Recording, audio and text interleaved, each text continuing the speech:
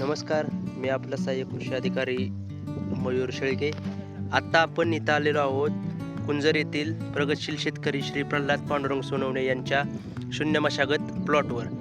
त्यांनी नानाजी देशमुख कृषी संजीवनी प्रकल्पाअंतर्गत जे त्यांना मार्गदर्शन मिळालं त्या मार्गदर्शनाचा उपयोग करून त्यांनी हे शून्य मशागतीसाठी असे बेड तयार केले आहेत. मागच्या वर्षीच हे त्यांनी बेड तयार केले आहेत. मागच्या सीझनला त्यांनी जे पीक घेतलं भेंडीचं, त्यानंतर आता त्यांनी कापसाचं पीक घेणार आहेत आणि कापसाचं पीकसुद्धा काढल्यानंतर हे बेड असेच राहून यानंतर जे आता रब्बीमध्ये जे ज्वारी वगैरे जे पीक आहे तर ते यावर घेणार आहेत.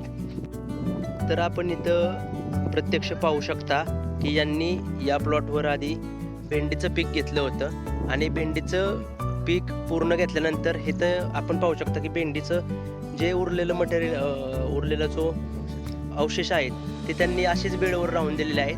आणि इथंच कोणतीही मशागत न करता कापूस 2 ओळी कापूस आणि एका ओळीत तुरीचं पीक लावलेलं आहे. म्हणजे जवळपास त्यांनी आंतरपीक पद्धती सुद्धा या शून्य मशागत प्लॉटवर वापरलेली आहे. तर ते त्यांचा अनुभव इथं आपल्याला 2 शब्दात व्यक्त करतील. नमस्कार, मी प्रल्हाद पांडुरंग सोनवणे, गाव कुंजर. तर यावर्षी मी माझ्या शेतात शून्य मशागत शेतीचा अवलंब केलेला आहे. मागच्या उन्हाळ्यात मी या शेतामध्ये बेड तयार करून भेंडी पीक घेतलं होतं आणि ते भेंडीच्या पीक आता मी जसं तसं ठेवून त्यात कोणत्याही प्रकारची नागाटी किंवा कोणत्याही प्रकारचं मशागत न करता त्याला डायरेक्ट आता मी त्या बेडवर 2 ओळी कपाशी आणि 1 ओळ तूर या पद्धतीने लागवड केलेली आहे. तर याचा फायदा असा आहे की याच्यामुळे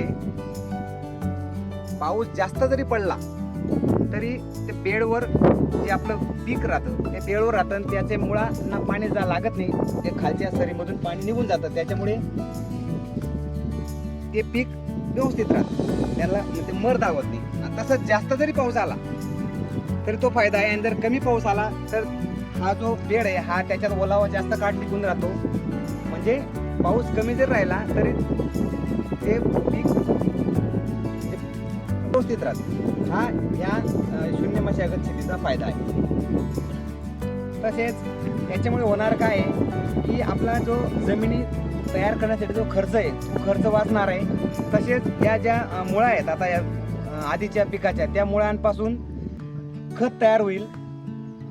त्याच्यामुळे ते खत आपल्याला हे नवीन पिकाला उपलब्ध होईल आणि त्याच्यामुळे आपल्या शेतातील जीवाणू जे आहेत जीवाणूंची संख्या वाढेल. तर मशागत न केल्यामुळे फायदा काय होतो की आपण मशागत केल्यामुळे जी आपली जी वरची सुपीक माती असते ती हवेद्वारे आणि पाण्याद्वारे वाहून जाते आणि त्याच्यामुळे हे असं केल्यामुळे काय होतं की ती आपली जमिनीची धूप थांबते, आपली सुपीक जमीन आपल्याला कामात येते, ती नाही तर अशी वाया जाते. आणि वारंवार मशागत जर तुम्ही केली, वारंवार समजा प्रत्येक वर्षी नांगरणी केली, प्रत्येक वर्षी तुम्ही रोटावेटर मारला तर याने काय होतं जमिनीचा वरचा थर हे पूर्ण टणक बनतो आणि हा जर थर टणक बनला जमिनीचा तर मग पिकाची जी ग्रोथ होते जी इमर्ज होतं ते व्यवस्थित होत नाही. तर शून्य मशागत जर तुम्ही म्हणजे मशागतच नाही केली जसं या दादांनी सांगितलं की बेडवर जर तुम्ही शेती केली तर मग याचा फायदा आहे.